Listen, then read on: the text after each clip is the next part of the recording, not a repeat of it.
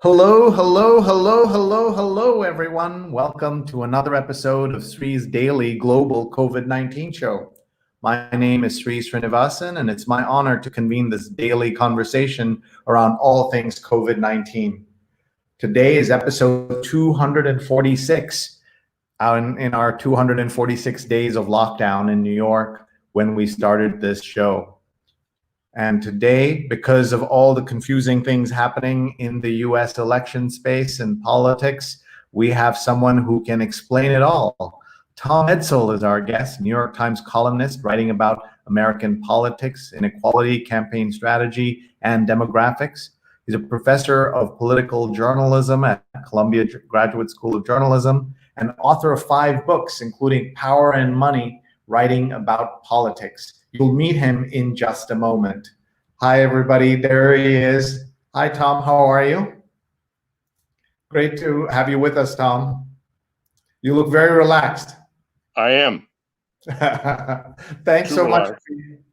Thank you for being here. We are so grateful to you for spending some time with us, especially on such a busy day. I know how much you're writing and commenting on everything that's going on. But first, let me ask you, how are you? Where are you? And how's your family been through all the pandemic and medical stuff?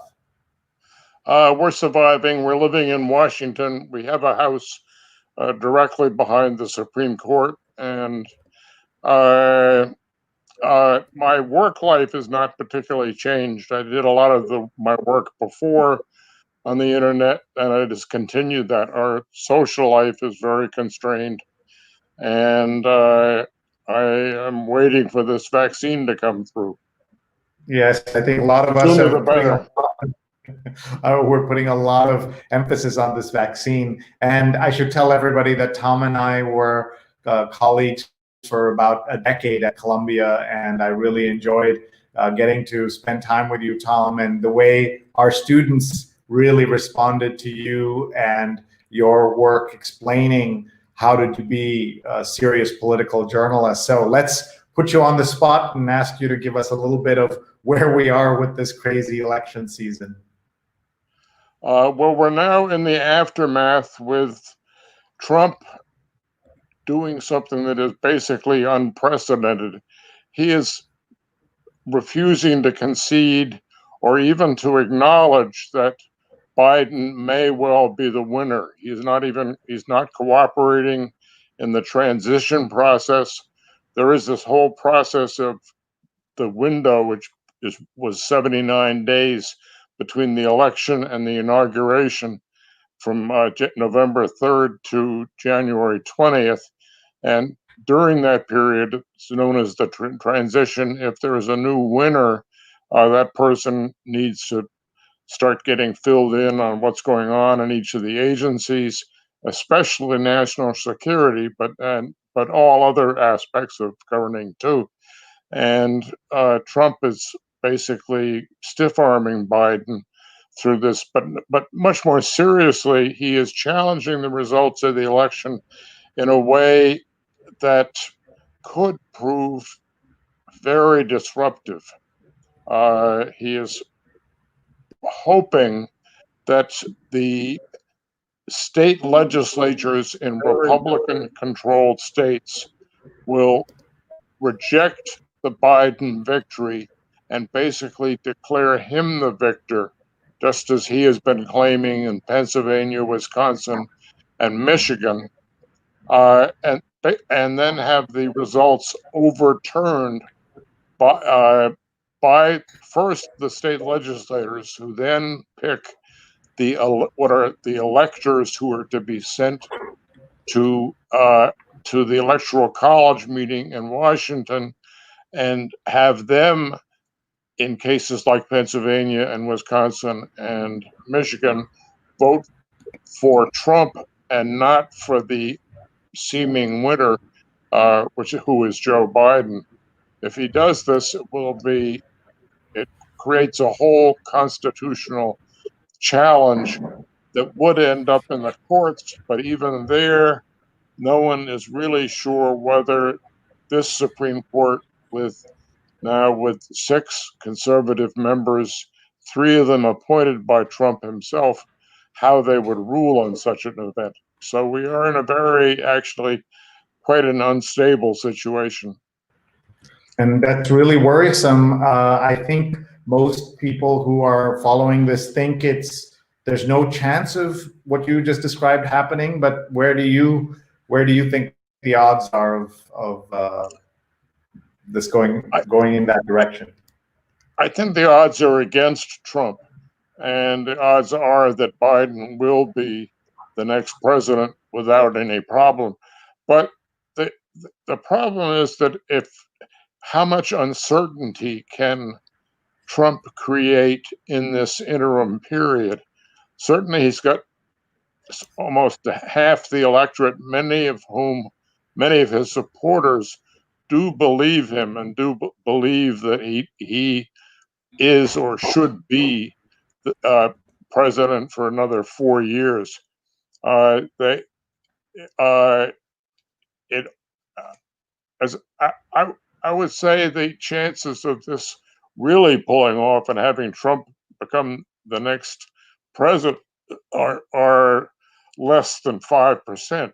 The problem is that if he could disrupt this, and if he can disrupt the process all the way until January 20th, the country is then in a position where it's not resolved who the president is on Inauguration Day. And that then raises all kinds of national security issues. Who's in charge of where is the national command structure? Who is at the top of the pyramid deciding whether or not we go to war or use military equipment? All these decisions that lie in the presidency would be, in our system of government, left up in the air, and that has never happened before. I would say there is a 10% chance that could happen. And again, these are low percentages, but 1 out of 20 or 1 out of 10 is not to be discounted. Plus, as a newspaper columnist, the most extreme story has the appeal of making people the most upset. So, well, anyway. I should say, Tom, that every time whenever we'd spend time together, we'd be in meetings. Speaking to you would make me calm and relaxed. I'm actually now getting more worked up talking to you because 10% is very high. Yeah, that's my guesstimate. There are other people who would say much lower, but I talked to a bunch of historians for a column that I wrote this morning. These are serious people, many of them sort of well known in their field and publicly, and they don't discount this or the damage being inflicted on the political system in this process. So I would not. We're really in a strange area, and we've got a very strange president who has a history of not having his own concerns trumping the public concern, and we have not been in a circumstance like this. So it's very it's unpredictable and risky. That's what, and I think that people actually should be concerned. Wow, that's very serious. So this is the column you mentioned, and anyone who just Googles Edsall and NYT will get to your archive, which is wonderful to get kind of all the stories, all the columns you've been writing every week now for almost a decade that you've been doing it. And then before that, multiple decades at the Washington Post. So let's step back a little bit and what is part of, I think a lot of us are trying to understand is how Republican senators are real. It's one thing for people in the Trump administration who are all in, have no choice but to go along with the president. why are the senators, apart from a handful, still hanging on here and pretending that what he's saying is the truth? They're not entirely saying what he's saying is the truth, but they are certainly supporting his efforts, and they are saying that he has a right to do this and he should be allowed to continue this. I think what's going on is two things. One is that there is this residual deep fear among Republican incumbents that they do not want to anger the Trump electorate. The Trump electorate is very loyal to him, very volatile, and will do what he says in many ways. I don't know if people noticed this, but during Republican primaries, Trump's endorsement could change the balance of the likelihood of winning in a more dramatic way than has been the case in all my political career. He could pick winners by saying, should vote for this guy and not that guy, even though the two guys would be roughly equally conservative. They would be going in at that point at 50-50. Suddenly it would become a 65-35 race for the person that Trump endorsed. That's a lot of power. And people are scared of that power, and they do not. The big fear of any incumbent Republican is losing the next primary. Often, in many cases, they're in red states. They're not worried about a Democrat, but they are worried about getting challenged in their own party. So Trump has huge leverage that way. The second thing is basically Mitch McConnell and the Republicans, when they have had Democrats in office, in particular Obama, their goal has been to make life as difficult as possible for the president. They have been non-cooperative, hostile to the president, to Obama, and what they're doing now basically continues that practice. They are making life hard even before Biden takes office. They are making they are sort of endorsing this, the hurdles that Trump has put, making this whole transition process easy, making it much more difficult, and it will make the Biden presidency that much harder to get off the ground, assuming he is sworn in on January 20th. Wow. Thank you so much, folks. We're talking to Tom Edsall, legendary Washington journalist and my former colleague at Columbia Journalism School. He still teaches there. And please tell us where you're watching from, and please tag your friends, and please ask any questions you like. We're live right now on Facebook, on Twitter, on YouTube, and on LinkedIn. And Tom is on Twitter. He's at Edsall. He has his own Twitter name. His last name is his handle as well. Edsall is his Twitter handle. Let's see who's watching. Jonathan Borstein's watching from the East Village. I'm going to ask you, Tom, when we do this, we call this our global tour. If you, Sure. what's a favorite memory of the East Village? What are you missing about New York? Because of course you used to be here part of the time.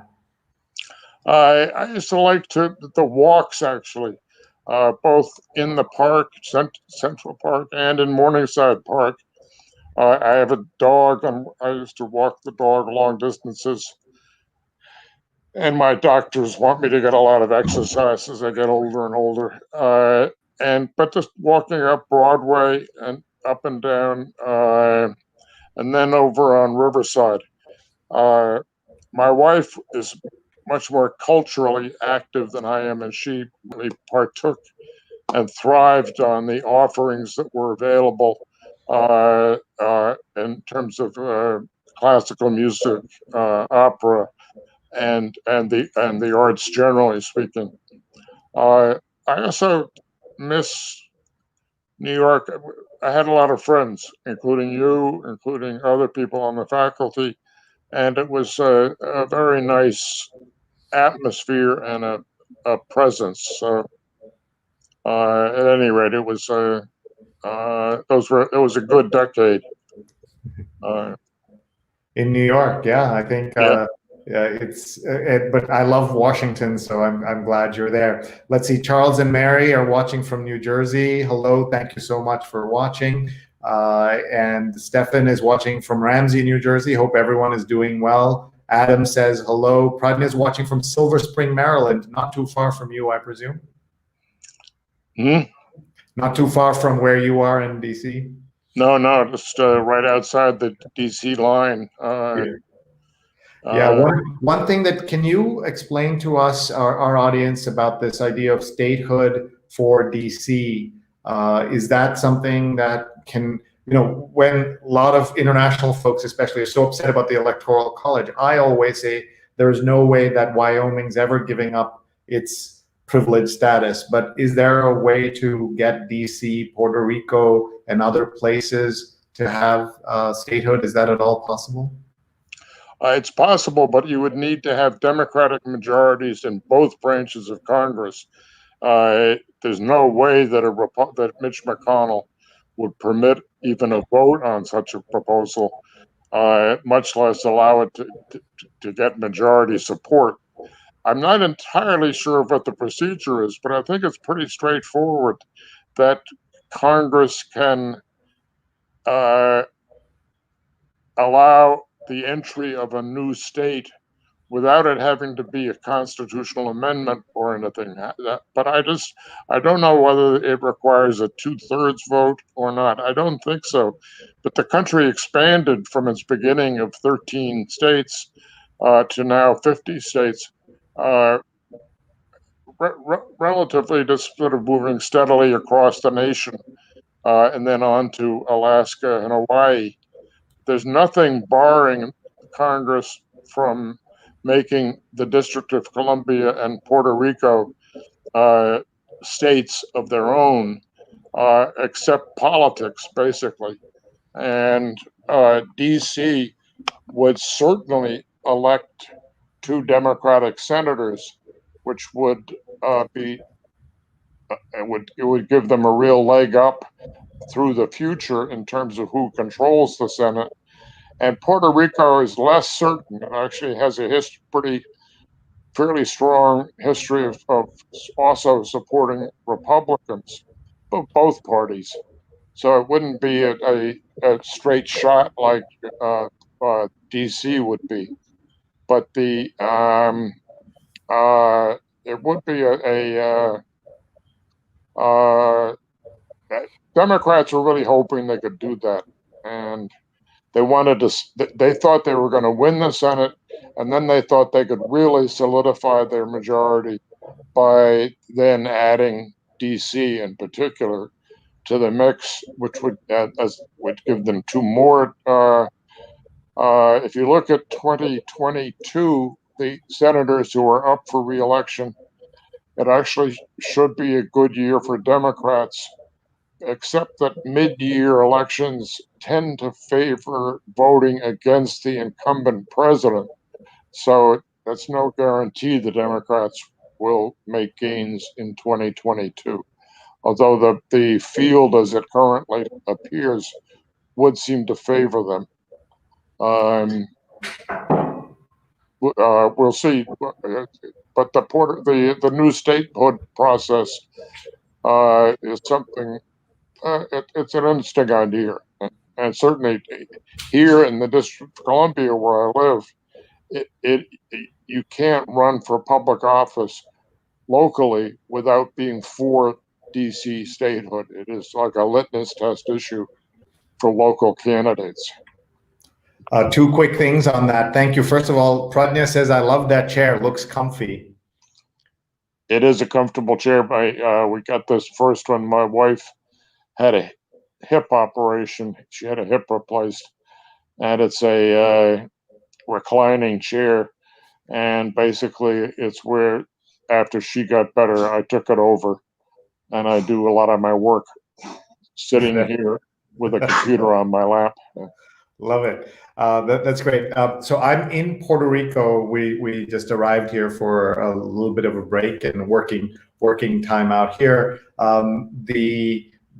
You're right. The way where DC would be predictable, I think Puerto Rico not as much. Though ever since Trump came here and threw those paper towels, I think there's a lot more disdain for at least Trump, if not all the Republicans here. My question for you, Tom, is why, when there have been Democratic, control of all three branches of government, not for long, but it has happened in the last 30, 40 years, why didn't they push for that?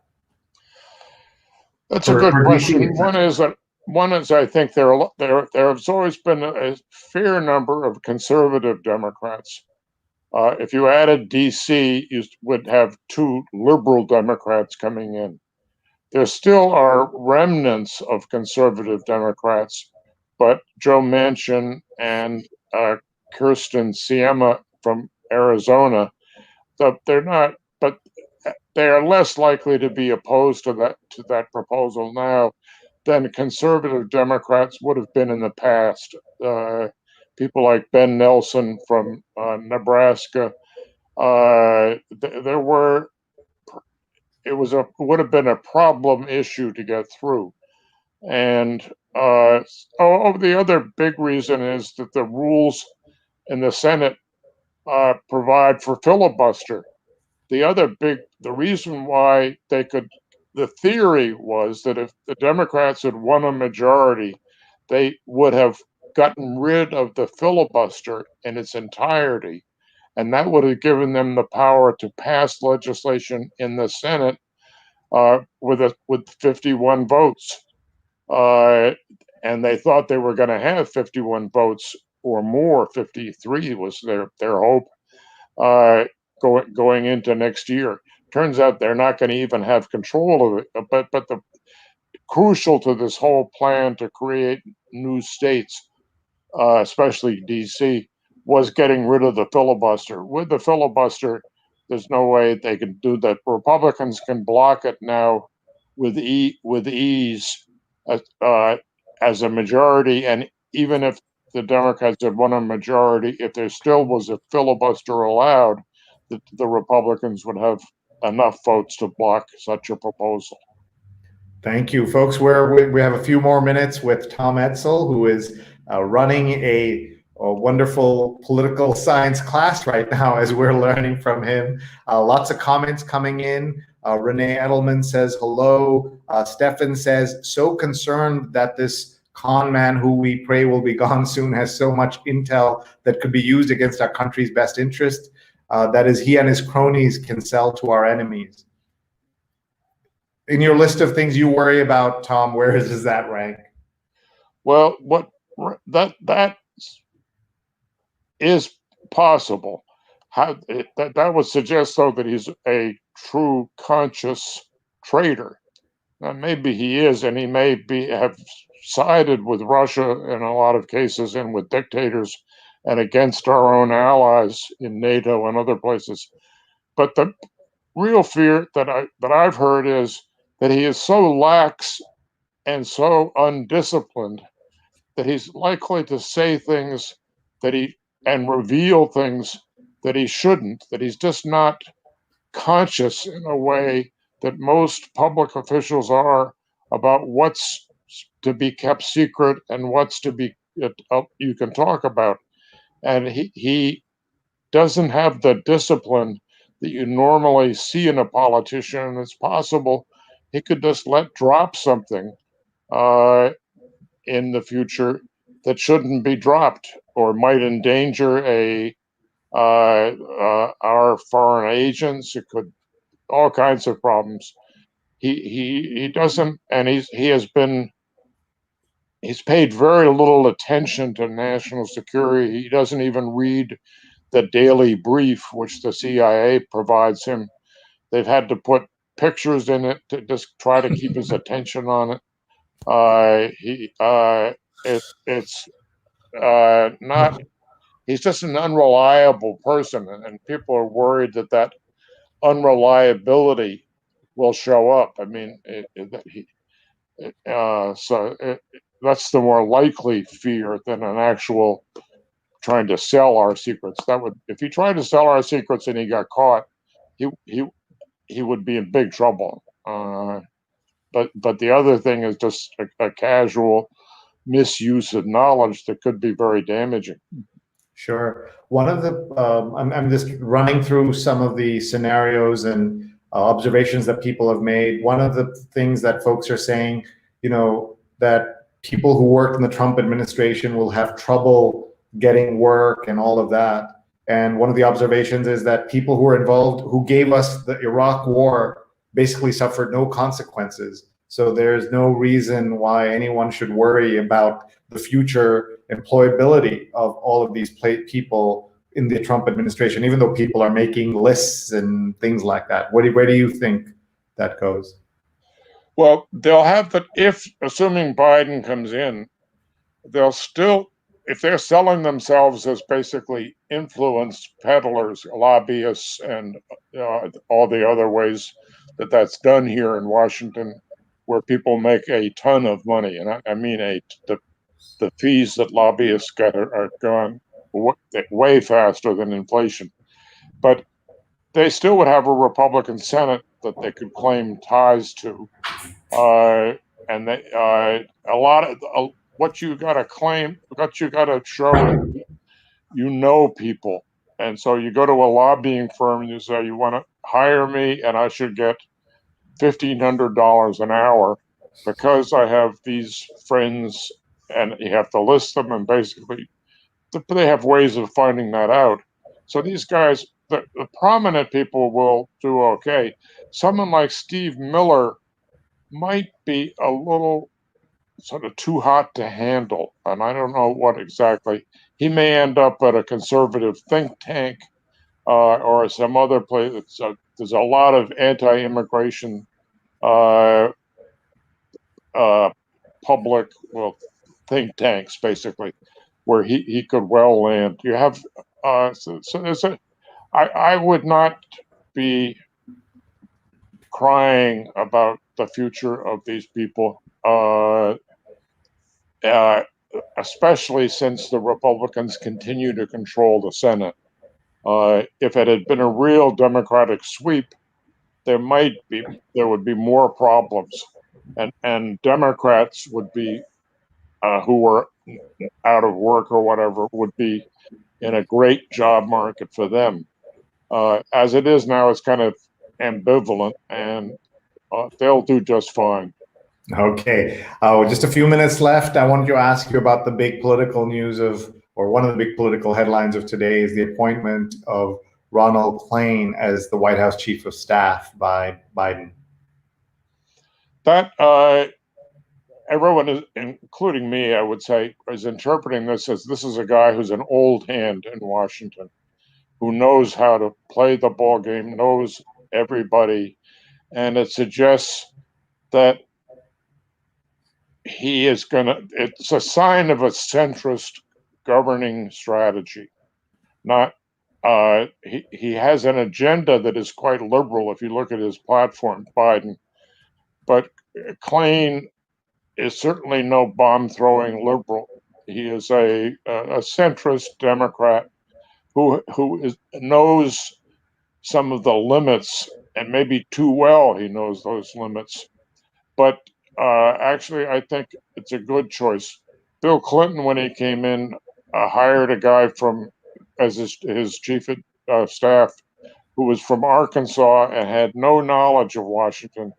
And Bill Clinton suffered real damage in his first year and two, getting defeated in Congress when he shouldn't. If Klain will know what's possible and what's not possible, and will not set Biden up for a fall, whereas the guy that Clinton brought in did set him up with it, not knowingly, but unknowingly set up the president for a fall, and it hurt the administration for the next 8 years. And what chaos there was in that administration, especially when they started. I want to just also mention that he was the Ebola czar for Obama, so that's perfect considering what we have in front of us. What is your response to people on the left wing of the Democratic Party who are worried that Biden will be too centrist, too moderate, too accommodating, rumors, as you know, of appointing Mitt Romney to a cabinet post and things like that? The left, I think, even in a broader sense, the ideological split within the Democratic Party between kind of a center left and a more extreme woke left, for lack of a better description, is an ongoing problem. And actually, there is a big debate taking place within the party between centrist members of the House who argue that the woke left, by allowing such themes as defund the police and abolish ICE to become associated with the Democratic Party, that they had a terrible time in their reelection campaigns fending off this image of the Democratic Party as preparing to literally get rid of police departments, when in fact virtually none of them supported such a policy, and public opinion is totally opposed to the idea of defunding the police. And then also the idea that the Democratic Party would simply open up the nation's borders and not have borders, even though that's not going to happen. It became talking points at debates and at public forums, and they blame a lot of their setbacks in the last election on that. This has been and will continue to be a very sore thumb kind of issue, and it's going to be a problem resolving that, and people aren't angry on both sides. Animit is watching from Philadelphia and has a question. Do you think it would be easier for Biden to get cooperation from GOP Senate had he not selected someone like Harris as his VP? He himself has a lot of good relationship with senators, unlike Obama did when he was elected, being such a novice senator. And Harris, of course, has a polarizing reputation. So I think he's being, much more negative about her. But I'd like to hear your thoughts. I don't think that Harris hurts particularly with the Republicans in the Senate.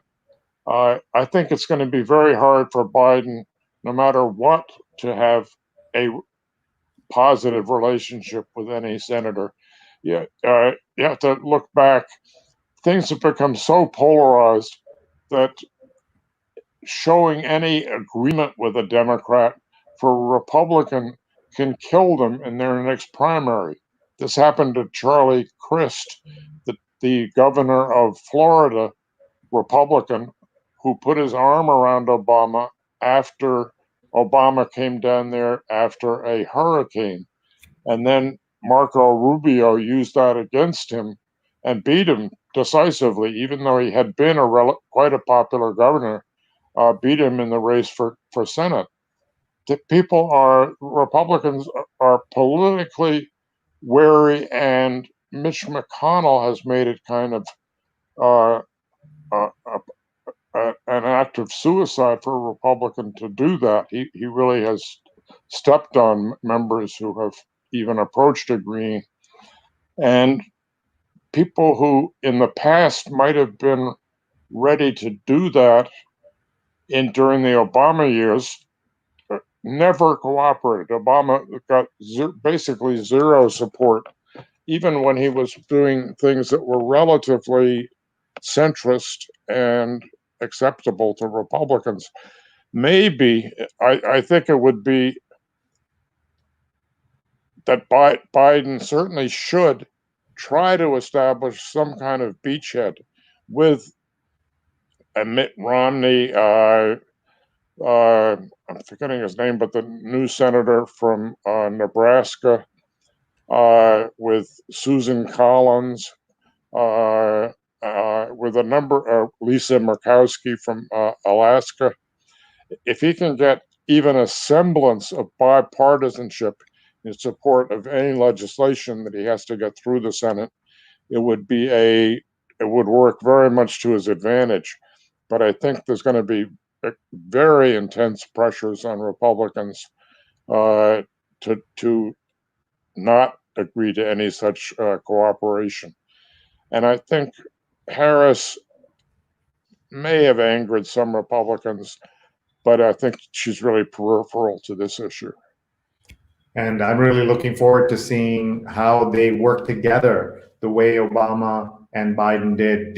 Have you heard of anything that she might be given as a kind of portfolio? Because it doesn't look like it's the pandemic, because he's bringing in doctors to do that. Yeah, when Obama was president, Biden got a number of portfolios, including the big cancer project at the tail end of the administration. It would be interesting. I have not heard of anything yet. I think it's always, you don't want a vice president doing nothing, because then they're going to start thinking of ways that you can't control. So I think he probably will, and Ron Klain will certainly understands the dynamics of a discontent vice president who can then become very damaging to an administration. But we'll see.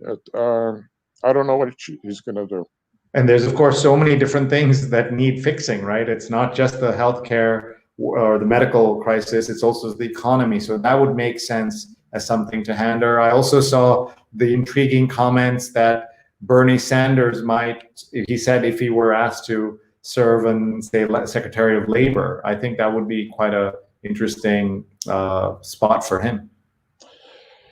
There's a problem there that I don't know if Bernie Sanders could get approval from a Republican majority Senate. Being a cabinet member is subject to Senate approval, and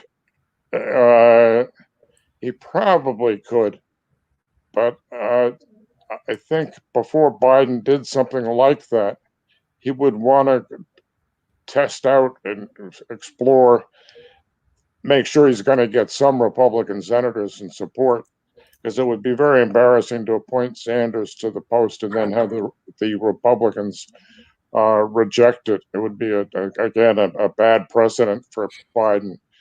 Getting all precedents are kind of out the window, but there used to be some political goodwill you would get from being a fellow senator, right? But in this, no question. But it used to be that a lot of times presidents would pick a senator purposely because of the courtesy that they would get. But it's possible that the Republican Party, as it's now possible, I'm not saying it would, but it's possible that they would oppose even a colleague for the post. So it's possible. There's a number of, it would be, we'll see. Okay. We want to let you go. So final question, what are you looking at in the next 70 something days? What should we be looking at? Give us some insights and some things to watch for, please. I think it'd be a number of things to look at, but for now, the big question is, when is Trump going to acknowledge defeat? And some of the signals to look for would be members of the Republican House and Senate leadership actually saying something that signals to Trump, it's time to fish or cut bait and stop this behavior. That would be one. The second, are there movements in Republican-controlled state legislatures to actually pick their own set of electors who would be pro-Trump, who would vote for Trump, even though the state itself in the final count had voted for Biden? Those are things that are going to have to come up in the next 3 weeks, really, maybe more 4 weeks. So we have some very quick things coming up that are going to be important. The other things clearly to watch for are other personnel announcements.